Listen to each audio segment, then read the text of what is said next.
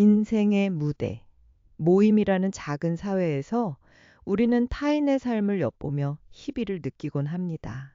문득 저 사람은 참 부럽다는 생각이 드는 사람이 있는가 하면 반대로 절대 닮고 싶지 않은 사람도 존재하죠. 끊임없이 불평불만을 쏟아내는 사람에게는 모임에 나오지 않기를 바라기도 하고, 자녀가 성공한 지인을 보며 부러움을 느끼거나 혼자서도 밥상을 뚝딱 차려내는 남편을 둔 친구를 동경하기도 합니다.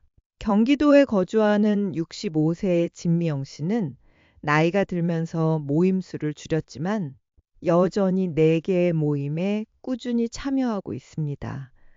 특별한 취미가 없는 그녀에게 모임은 삶의 유일한 낙이었죠. 모임 안에서 부러움을 자아내는 사람들을 보며 처음에는 질투심을 느꼈지만 이제는 그들의 장점을 배우려는 마음으로 바뀌었습니다. 진 씨가 가장 먼저 떠올린 사람은 오래된 모임 멤버인 김정욱 씨였습니다. 1살 많은 김 씨는 경제적으로 넉넉한 사람이었습니다. 그는 모임 내 유일하게 은퇴 후에도 일을 계속하는 사람이었죠. 50대에 퇴직했지만 60이 넘어서도 식당에서 아르바이트를 했습니다. 반면 진 씨는 65세가 넘어 몸이 예전 같지 않아 식당 아르바이트는 꿈도 꿀 수 없었습니다. 남편에게 용돈을 받아 생활하는 대신 스스로 돈을 벌어 노후를 즐기고 싶었지만 나이에 맞는 일자리를 찾기 어려웠습니다. 김 씨는 자신이 번 돈으로 여행을 다니고 맛있는 음식을 즐기며 다양한 취미 생활을 누리는 듯 했습니다. 어쩜 언니는 그걸 다 하고 살아? 라는 진 씨의 질문에 김 씨는 내가 번 돈이니 눈치 볼 일 없어 라고 답했습니다. 이처럼 모임에서 부러움을 사는 첫 번째 유형은 경제적 여유를 가진 사람입니다. 단순히 부유한 집안이나 많은 자산을 가진 사람이 아니라 자신을 위해 쓸 돈을 가진 사람을 의미합니다.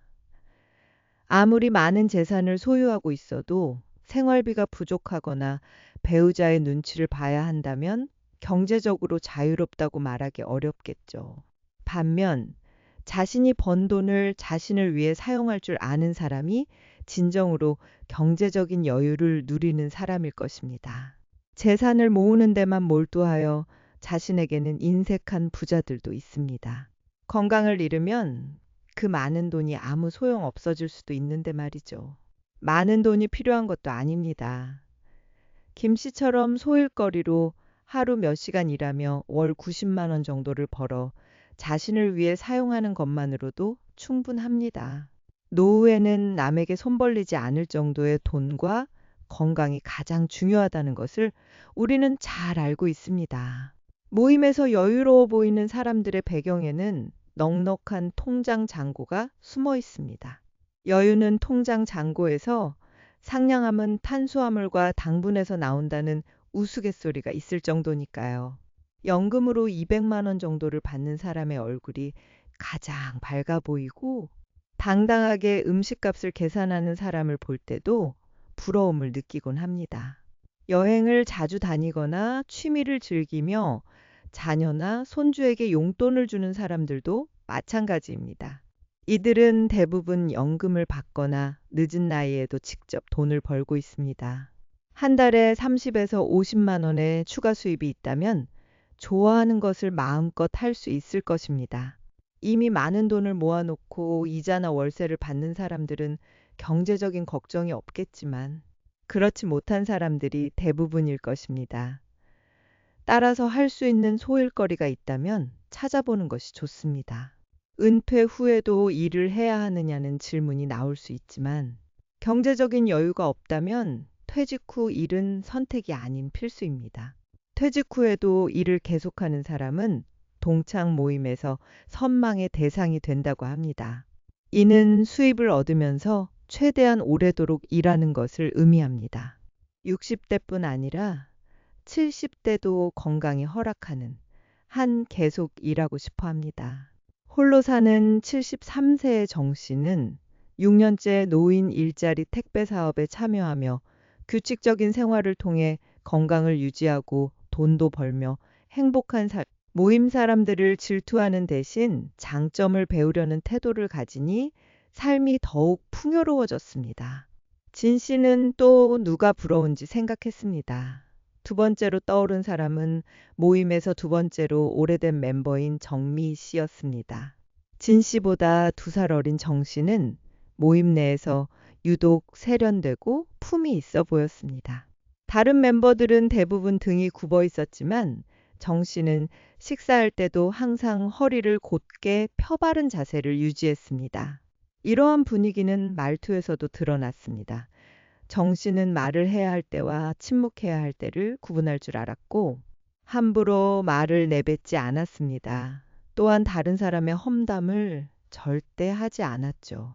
무엇보다 정 씨에게서 가장 부러웠던 점은 풍성한 머리숱이었습니다.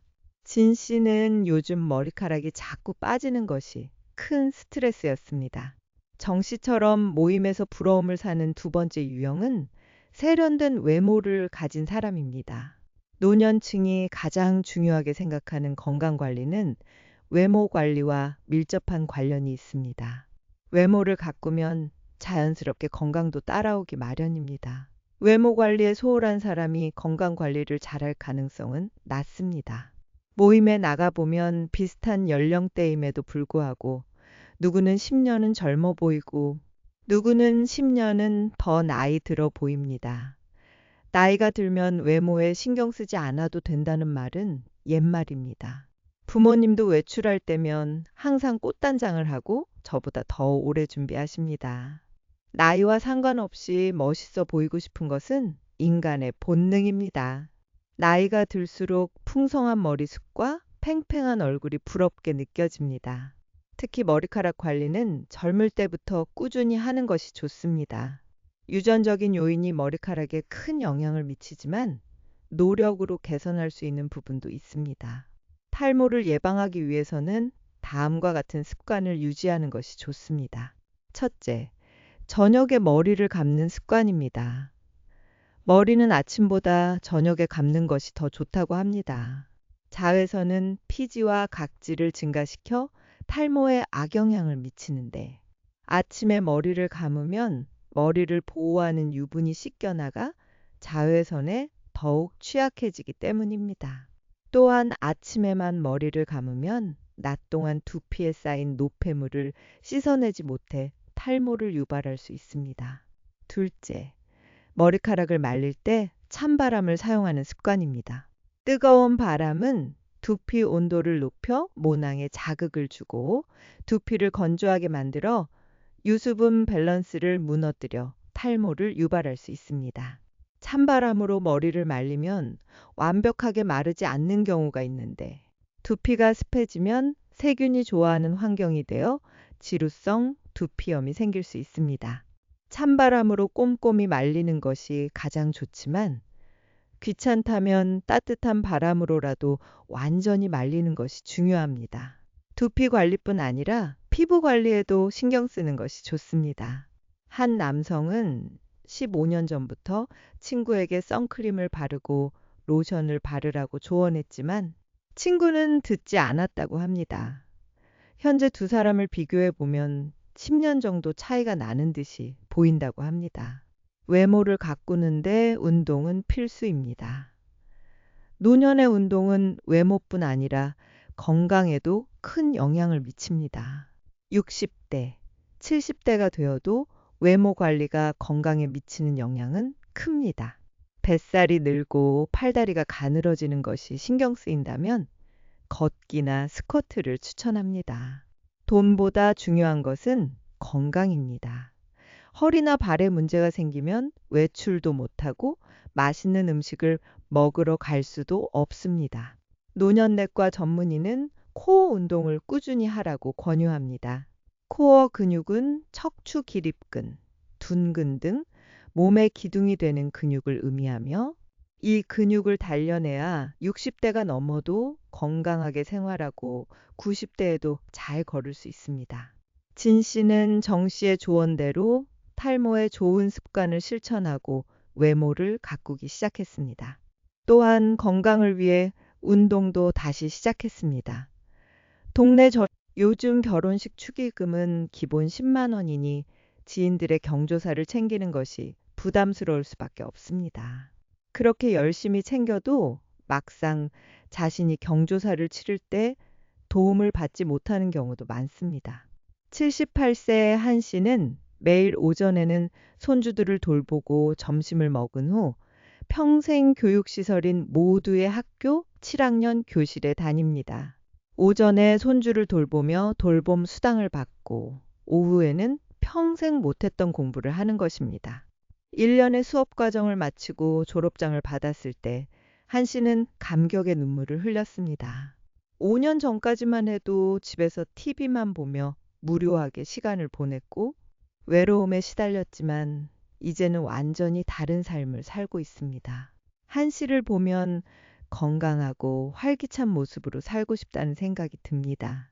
한 씨는 나이가 들수록 모임과 인연을 줄였습니다. 그랬더니 자유로움이라는 행복이 크게 다가왔습니다.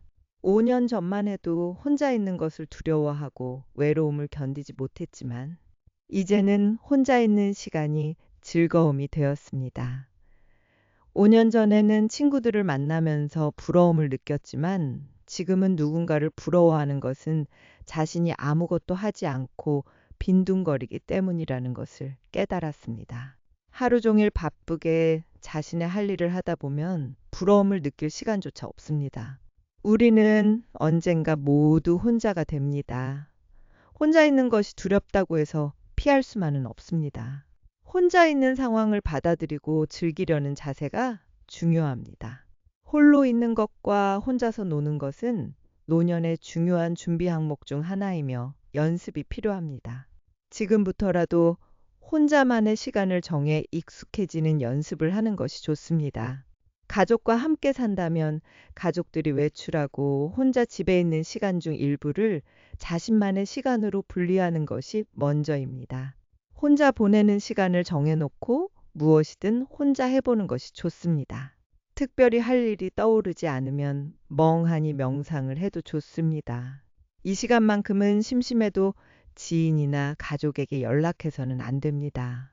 아무리 짧은 시간이라도 처음부터 끝까지 혼자서 보내는 연습을 하는 것이 중요합니다.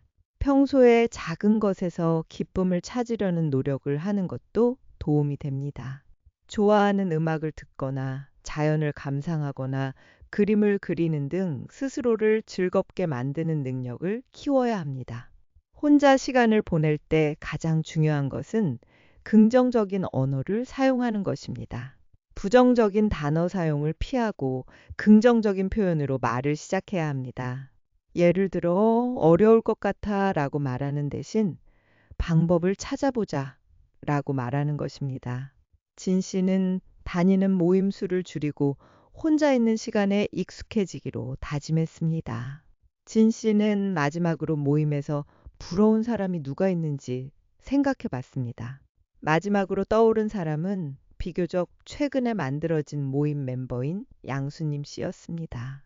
진 씨와 동갑인 양 씨는 모임에서 자녀 자랑을 많이 했습니다. 처음에는 자녀 자랑을 하는 것이 좋게 보이지 않았지만 속으로는 부러운 마음을 숨길 수 없었습니다. 60대가 넘으니 자녀가 성공한 지인들을 보면서 부러움을 느꼈습니다. 자녀가 잘 되어야 부모의 삶도 편안해진다는 말이 실감났습니다. 이처럼 모임에서 부러움을 사는 네 번째 유형은 성공한 자녀를 둔 지인입니다. 자녀의 인생이 잘 풀리지 않으면 부모로서 마음이 무거울 수밖에 없습니다. 아무리 각자 인생이 중요하다 해도 자녀가 잘 안 되면 마음 한켠이 무겁고 자녀가 잘 풀리면 마음이 편할 수밖에 없습니다. 여기서 자녀가 성공했다는 의미는 자기 앞가림 잘하고 부모에게 걱정 끼치지 않게 잘 사는 것을 의미합니다. 자녀의 직업이 좋거나 돈이 많은 것이 항상 좋은 것만은 아닙니다. 자녀가 성공하면 얼굴을 자주 보기 어렵고 해외에 나가 사는 경우도 있습니다. 실제로 자녀를 잘 키웠다는 사람들의 자녀가 극단적인 선택을 하거나 병에 걸려 세상을 떠나기도 하고 정신병에 시달리기도 합니다. 이를 보면 자녀가 성공했다는 것은 무엇일까 남들과 비교하는 한 자녀가 성공하든 말든 불행할 수밖에 없었습니다. 진 씨는 자신이 원하는 삶을 사는 사람이 승자라고 생각하고 자신이 할 수 있는 것에 집중하기로 다짐했습니다. 마지막으로 앞서 언급한 네 가지 유형, 즉 은퇴 후에도 일하며 경제적으로 여유로운 사람, 외모와 말투가 품격 있고 건강한 사람, 혼자서도 외롭지 않고 바쁜 사람, 성공한 자녀를 둔 사람 중에서 어떤 사람이 가장 되고 싶다고 생각하시나요? 만약 그런 사람이 되고 싶다면 그렇게 되기 위해 자신이 할 수 있는 작은 일부터 실천해 보는 것이 좋습니다. 건강한 사람이 되고 싶다면 오늘부터 운동을 시작하고 경제적으로 여유로워지고 싶다면 노인 일자리 사업에 대해 알아보는 것이 그 예입니다. 모든 구독자분들의 행복한 여생을 응원합니다.